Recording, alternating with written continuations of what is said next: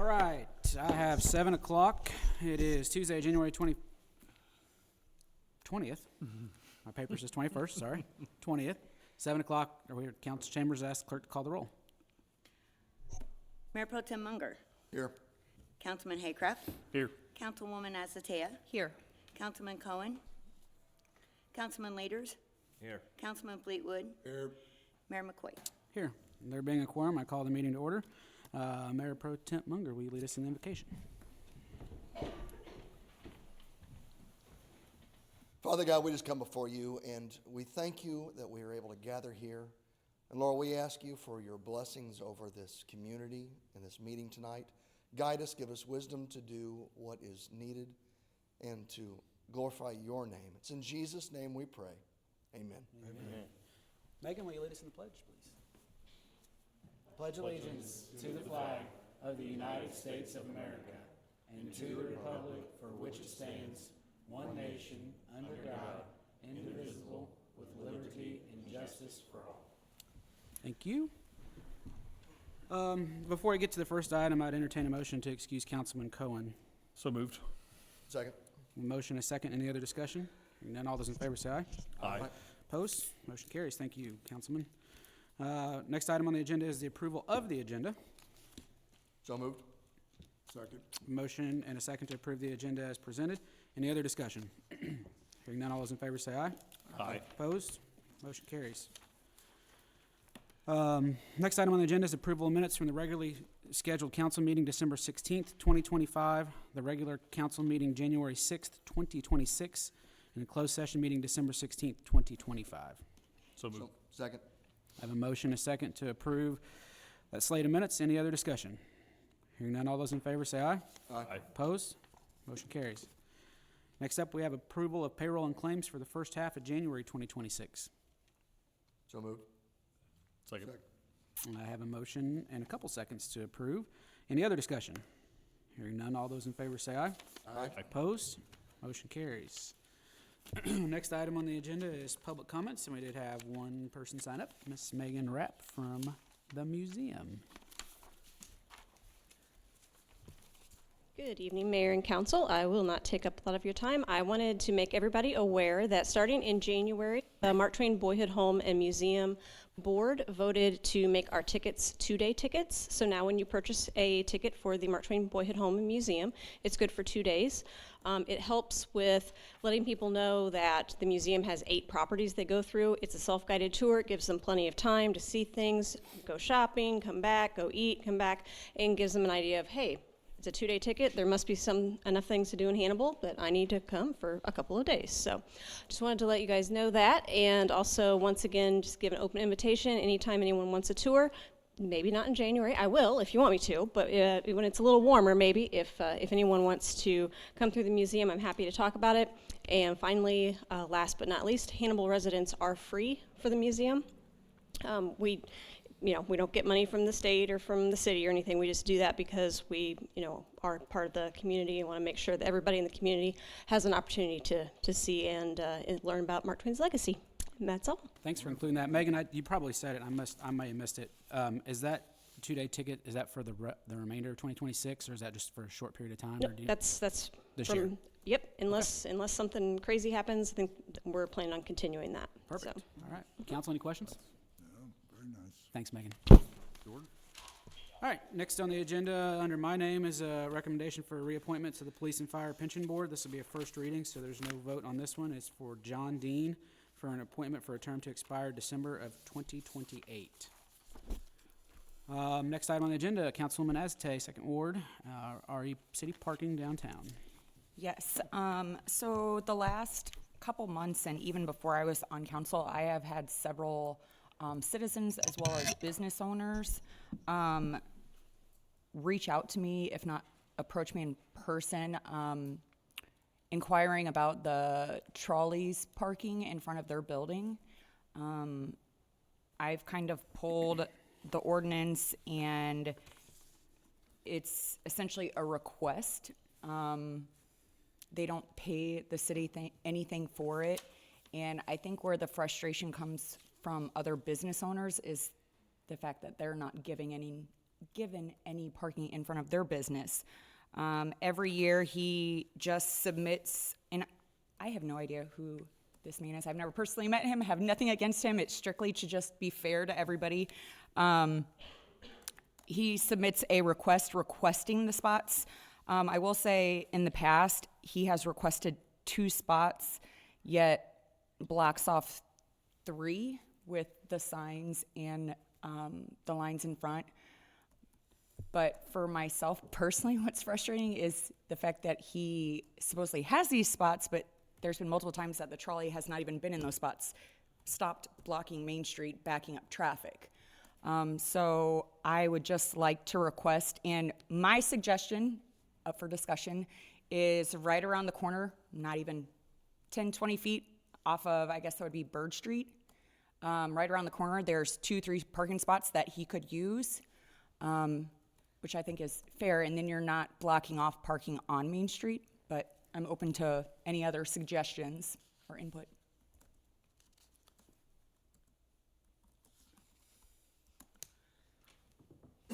Do we know who owns it? Owns The truck? the trolley? A father and son from Quincy, the I Cur- believe, bought it a couple of years yeah, ago. the I Currys. personally don't know them. Yeah, the Currys own it. Yeah. Is that requested yearly or? So Yes. there's an ordinance from 1992, it looks like on our books, ordinance 3777, section 17-357, public transportation parking. And I just saw this tonight when she handed this to me, which kind of jives with B is what April was talking about. A, it states, public transportation vehicles may use public parking spaces adjacent to its business for loading purposes, subject to the approval of the police chief and the street commissioner. And then subpart B says a tourist transportation carrier shall submit annual requests for permits for use of public parking spaces, which I think is what Yeah, we've been doing, it's a right? request, but also I think there's a little muddy water there when you're saying public transport. This is not a city bus that is offering transportation to the public. This is for private use, for him to profit off of. Like, the city does not profit off I of this. just got this right before. And no, Megan that's said. fine. I just wanted to clarify for anybody else up here or anybody in. The side street that you want him to park on, is there a sufficient area for him to turn around and maneuver the way he needs to get in and out of that side street? I mean, it's literally just a main, so he's currently blocking 3 parking spots on Main Street in front of the trolley company. And my suggestion was, I mean, it's still public parking, is that he could pull the trolleys around there. I do know that with the previous owners, when they, I think at the time had 2 trolleys, one of them used to park in the drive of, I don't really know technically if that's the trolleys company or their property. It is. Okay. In my mind, I just don't understand why they're not utilizing their own property when we're talking a matter of like 30, 40 feet. And if for whatever reason it was a matter of like a handicapped person, they could easily pull out, come to the corner right there where that first spot is to load that individual. And at the end of the day, I just want to make it fair for all the businesses. I don't want to favor any one business, especially when, one, the city is not profiting or benefiting from this anyway, but 2, James, if you recall, in November of 2022, I came before council offering to pay 2 lease spots because that's what I was sent in the mail. I had 3 female employees followed home, and I was worried about their safety, especially festival weekends, and having to walk 6, 7 blocks in the dark late at night. And I was denied that.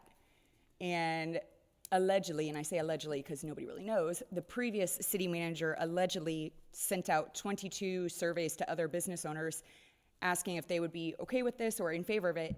And regardless, none of them were in favor of leasing any type of public parking to a private citizen or a business. Well, it's kind of a conflict because a few months ago I introduced some legislation, to check into having some parking meters put down in that area.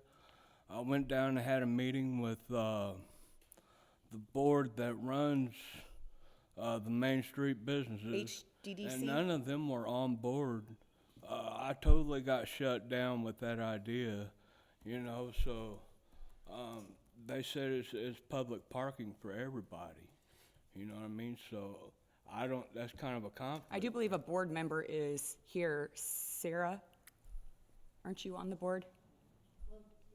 Aren't you on the board of the HDDC? So, Sarah, do, if you want to speak. If she would like to speak, Oh, he was she saying can the speak. historic. I sit on HDDC, but I think the council and leaders might be speaking of Historic Hannibal Marketing Council. So, different organizations. No, I spoke with Katie Welch. She Yeah, was that's Historic Hannibal Marketing Council. Oh, is it? Okay, Yeah. okay. I was thinking. I thought they said it was. It's okay. It's a lot of Sarah, you letters. being a business owner downtown, what are your thoughts on other businesses having private parking for their own business? Because it come and goes, and it's worked for a long time. As you were mentioning, people had come to you. I have heard nothing from anybody. So maybe it's block specific. No, the other business owners that have approached me are not necessarily on just the Okay. block of the trolley. It's, from where we are, it kind of jives along okay. I think that's a way to put it. But keeping places clear is a good idea. But they come and go. I mean, my honest opinion on the whole thing is, I see it from both sides. Definitely, like what you said, you know, as far as public parking goes, and I know that, you know, April, we talked about stuff in that parking lot in the past. If it's a problem, a continued problem, I mean, parking is a premium downtown. We do have extra parking on the other side of the flood wall now. We've got a couple other city parking lots downtown that help alleviate some of that congestion. Where I'm coming from is more, like, I guess, from a safety standpoint for our tourists and our citizens that are utilizing this business, by having the ability to load and unload essentially right outside of the door where people will be staging. So when it's hot, when it's cold, things like that. I mean, if they're literally just pulling in, dropping people off, loading them back up, and then taking off. But if there's going to, in my opinion, if there's going to be downtime between that, then yeah, maybe they need to go around the corner and stage, or in that parking lot or that driveway behind there until they're ready to load, so they're not just sitting there the whole time. That's just my opinion. Because of safety reasons or convenience? I'm confused. I mean, convenience is definitely part of it, but for sure safety. I mean, standing out in the heat, the cold, the rain, the snow, walking up and down city sidewalks to go out of that business, down around the corner. So I just think that it's kind of ironic that you say safety because, again, in 2022, when I came about safety reasons, have 3 different police reports. One of the people that followed her home kicked in her door, and it was a matter of safety, and was offering to pay to lease a city parking spot, I know. and was denied. So I just want to make sure that I'm clear. So we're saying it's safety for one, but I didn't say it wasn't safety for your request. But you're saying it's for safety. Mine was as well. I was and just using that as an example, I think, but, I mean, I think that if we're going to be fair, we need to be fair to all citizens, businesses, everybody. And I just don't think this is fair. I definitely respect that opinion, and I will say this, and then I'll be done talking, and you guys can talk. It's, and James can correct me if I'm wrong, it's an ordinance on the books. The council can change ordinances as they please. So if the council would like to make a motion to amend this or restrict that parking, I think that's within the purview of the council. And unless you guys stick me as the odd man out, I don't have to vote. So But I also can have the discuss. documentation from the owner and with emails with the city saying, reminder, this is just a request, and the request must be made every year. It's a request. It's not, Is there we're a not date- required to allot him these. Is there a date when the last request was made? Well, he makes it every year right before February, I believe. Well, I think it'd be an open discussion with them. Just say, what are your thoughts on this? Do you think it's reasonable to utilize the parking in the back more often to open up some of the parking on Main Street and see where that discussion leads? I mean, he is beneficial to the city because he is a operating business in the city. We got to keep that in mind, that he's doing the city a so are service. the other with that. businesses. Oh, without a doubt. April, I think in reality is like, this is not something that we're all well versed in. You've got a lot of research on that. If you could share that with us, and let us, kind of mull this over just a little bit and then try to come up with a creative solution. It's not I'm going more to than happen. happy to send you everything I have. To me, it's pretty black and white that we're favoring. It is one to you. business. It's not to us. Well, I think we need to look at it a little bit more in depth. and I might say, had you brought your issue to this council, the answer may have been different. So it's really hard to compare what happened before to what happened now. New people, new time. We would hopefully have dealt with it a little differently. I respect that, but at the same time, we all took the same oath, and we should all uphold, like, doing what is morally right and holding everybody to the same standard and being fair to all the citizens and businesses, and that's where I come from. I don't think us researching that's going to hurt that though. I think. Yeah, I'm more than happy to provide you with everything that I have. That'd be helpful. But we can't, I'm willing to find a solution myself, but we can't like step on any of the business owners, but we can't step on the public neither. So, it's kind of a rock and a hard place. It's just something that, all of our heads are gonna have to come together and try and figure out, It's a good timing, though. If the request is going to be coming up, it's good that you provide us that information so we're prepared. Yeah. Have you talked to the Currys? I believe, Andy might have to back me up here because I'm going by memory, but I believe the permit is for May through November. Yes, it is. There's a time on it, but, I think it's, when they ask for it, it's only for certain months. I think it's May through November, please don't quote me, but something in there, maybe April through April November. 1st through November 30th. There you go. Can I ask a question? Would you feel more comfortable with it if he was paying some kind of a lease fee for the spots? And I don't mean to put you on the spot. I'm just, in thoughts of if you all decide you want me to do something different with the ordinances, Are we going to also offer that option to other business owners? You know my philosophy, which is I think it's fine for the city to dedicate certain areas to business owners. I'm the one that I just think we have suggested very lease. limited parking spots downtown for not only locals and tourists. I just want to. I understand it, and I'm not trying to catch you out. I just wondered because my philosophy is always, and you all don't have to have my philosophy. I'm just telling you from a legal standpoint, if you are leasing the space to individuals, it's probably more appropriate. I guess is what I'm trying to say. I think that it would be more appropriate too, but I also think it'd be more appropriate if he utilized his own property, I understand. which is where a previous trolley of the previous owner used to park the trolley. And that would be I'm my sorry, question for Councilman, I them. didn't mean Why to don't they use interrogate. that property that way? I think it's just more of a convenience of being able to load and I think it'd be unload, appropriate I would say. But that's why I suggested even around the corner, even though that is also public parking. But unless that alleyway that you were talking about in the back, that you and I spoke about, behind that garden. Yeah, that's I mean, where that drive And maybe is. that's just, we have a conversation with them, because maybe there's a way for them to load out the back of that building into that, you know what I mean? So where it's still close, I don't know. That's his property. I just always assumed it was a driveway. It's pretty steep.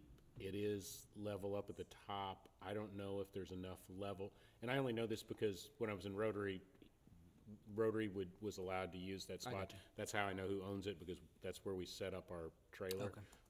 It's a little bit steep at the front. I'm not sure if it's level in the back.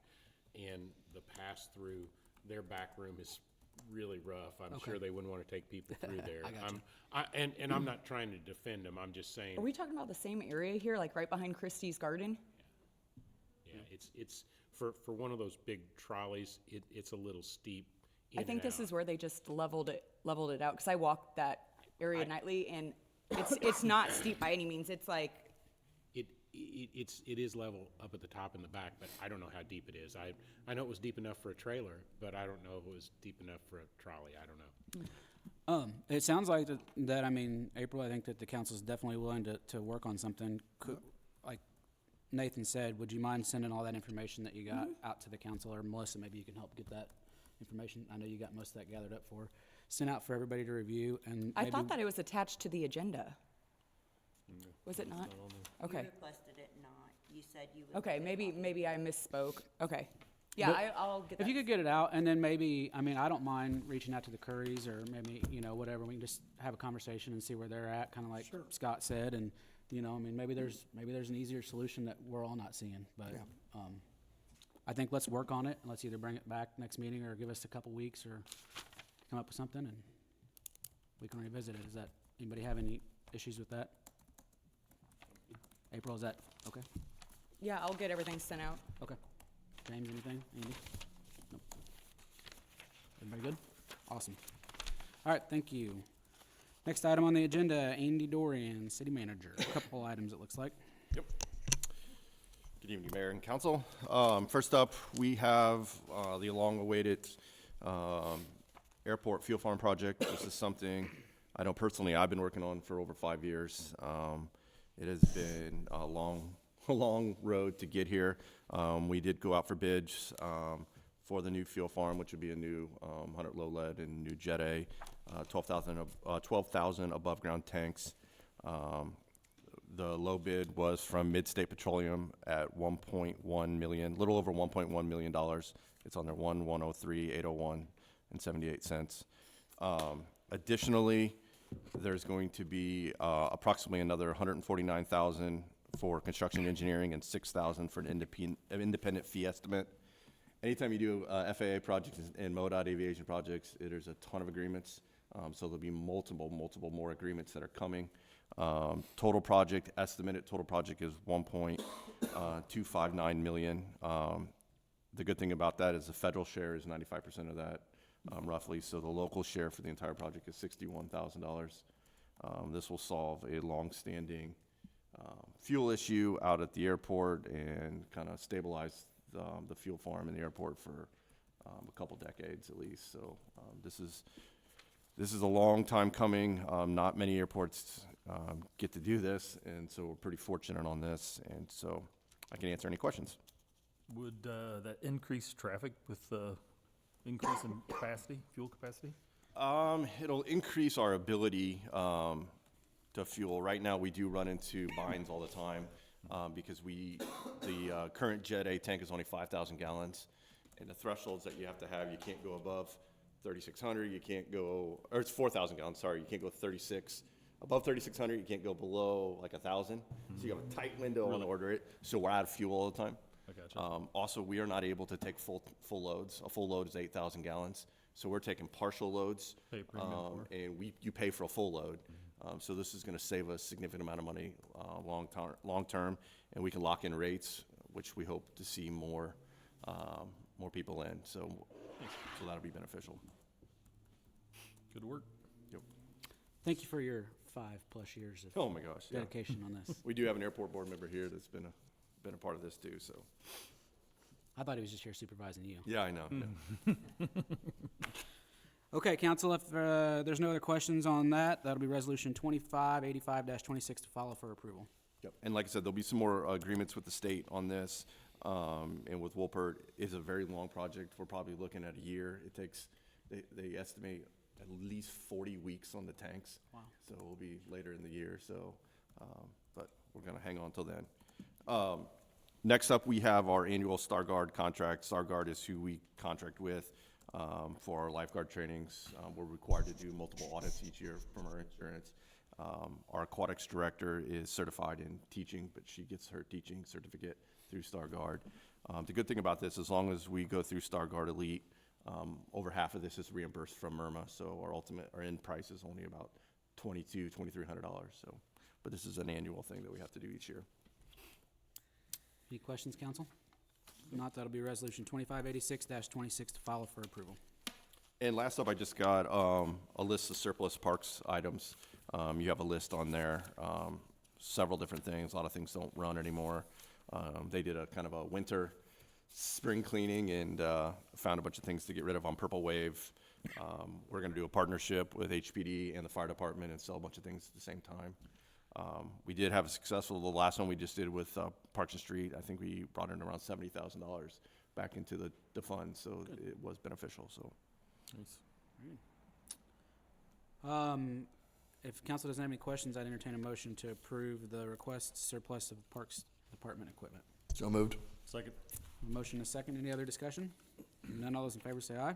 Aye. Opposed? Motion carried. Thanks, Andy. Anything else? That is it. Thank you, Mayor. All right, thank you, sir. Next on the agenda is Melissa Cogdell, City Clerk. Couple Mayor, items. Council, I got a couple housekeeping things for you, reporting requirements. The first one is for the police and fire pension. We have completed the 2024-25 actuarial, and with the funding status, as well as received the 2025-2026 recommendation of employer contributions for the city of Hannibal. This has been reported to the city manager and the financial director as well. The Police and Fire Retirement Board received the actuarial valuation report, and based on the valuation as of July 1, 2025, the city's recommended contribution will remain at 27.8% of overall payroll. So there is no increase to the required contributions on the city portion. There has also been no increase on the employee side of contributions. It still remains at 15% for the employees. The fund experienced a net gain of $291,072 due to a loss in measurement of liabilities and net actuarial gain. The overall experience during the plan year was a gain of $1,090,566. So the plan done very well. The funding status on the plan has a market value basis that increased to 73.8% from the prior year of 71%. The goal would be a 100% funding valuation. They are doing very well and heading that way. So the board will be able to award also a 13th check to all of the retirees, and that check was issued at the beginning of December. We released that on December the 5th. So all retirees received a 13th check in 2025 due to the valuation of the plan. If you all have any questions or anything, I would be happy to answer them. Melissa, correct me if I'm wrong, at 80% is when we can finally make modifications if we need to, if we want to. So right now, we're kind of mandated at this point in time. Yes. So, Yes, right Okay. now, you're kind of stuck at doing whatever. Once it hits 80%, then they can look at doing any amendments to the plan. Until then they can do none, so. Mark, how low did it get? Do you remember? We were 38% funded in 2009 when I first got on the board. We were on the watch list. We were told that more than likely the state was going to come in and they were going to take it over. And Chief Davis and Mr. Benson and several old people like us. I'm old. We stayed the course. We got some new blood in there. Chief Naki's on it, and it really helped to help make some. We had to make some critical decisions. So unfortunately, benefits that normally was given out in the past had to be taken away and remodified, and so it could survive. And its pension truly is designed to have an infinite amount of time there. So it's meant to go on forever. And we have a financial fiduciary responsibility to do the right thing and hopefully carry it through. So. I don't think anybody at that point in time would think we'd get 80% this close. So very good job by the board over the course of the years. Absolutely, I agree, Andy. They have made some really smart decisions on who they've aligned themselves as far as their management companies and things like that, and the board. They've stayed very diligent. I will tell you, the police and fire pension, as the treasurer and the secretary, I call it my good child, because the fund is just healthy and the board is very well organized. It has a lot of very strong members on it, and so it's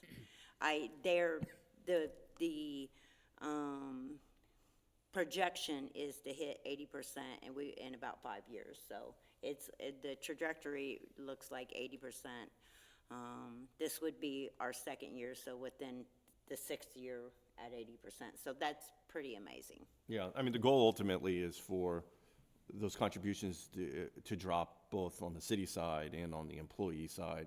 27.5%, it's a significant number each year on the city side, but it is on the employee side as well, so. Yeah. And if I can add one thing, the employees, when we first got on, we paid 9.5%, and we had to make a critical decision to start raising that percentage up. And the employees themselves, police and fire, voted to do a 0.5% increase every year until it capped at 15%. And it's been stuck at 15%, I would say, a good, what would you say, Mayor, 12, 13 years or maybe more? Yeah, I'd say at least. And that does create recruitment issues too, so hopefully we can get fully funded and things go back into where they need to be. Good work. Yeah. Thank you to everyone. And that was included in your all's packet. It's very interesting reading, gives a lot of information on how many retirees you have on the plan. Like, it's some interesting information if you actually read through it like I do, but, no more questions? Do you need anything on that? I just am required to give you guys a report on it. Perfect. Okay. And next up? Next is the approval of the updated police and fire pension plan. Recently, the Police and Fire Pension Board has made several amendments to the plan. This would be kind of since 2023 to present, since I've been city clerk, if you will. We made several. All of those have been brought to the council, have been approved and passed by the Police and Fire Pension Board, in addition to brought to the council and passed by the council in addition. However, I worked with the plan attorney, and we got the entire plan updated to current with all amendments and everything included in it, so it's a nice, new, fresh, updated pension plan. I'm required to bring it to you guys for approval, to approve the updated plan and be signed off and given an ordinance number. So in 2025, the plan document was updated with all the amendments. It was submitted to the Police and Fire Pension Board for approval, and on Thursday, December the 11th, the board voted unanimously to approve the plan document as presented by myself. It has also been reviewed by Police and Fire Pension Attorney, the plan administrators, and JCPR, Joint Committee of Public Employee Retirement. So I'm just requesting the approval of the council for the Police and Fire Pension Plan document to be updated as presented with a bill to follow. Questions, council? Like Melissa said, it'll be bill number 26-001 to follow for a first reading. Anything else? That's it. All right, thank you. And next up, we have Jacob Nocky, Chief of Police. He's not trying to buy anything, it doesn't look like. I'm trying to sell something, so. So he can get money to buy things. Right. Well, I don't know why I'm getting tonight. picked on all the time. But anyway, The fire chief told me to say that, sorry. oh, well, that doesn't surprise me one bit. All I'm here tonight is to get your approval to surplus a 2018 Dodge Charger. It's the only remaining Charger sedan that we have as part of our fleet. We kept it as an auxiliary vehicle for a while, however, it's become increasingly less reliable, some suspension issues that could cost thousands of dollars to fix, and it's not worth it when it's got 122,000 miles. In its current state, it's not suitable for emergency driving without some major repairs.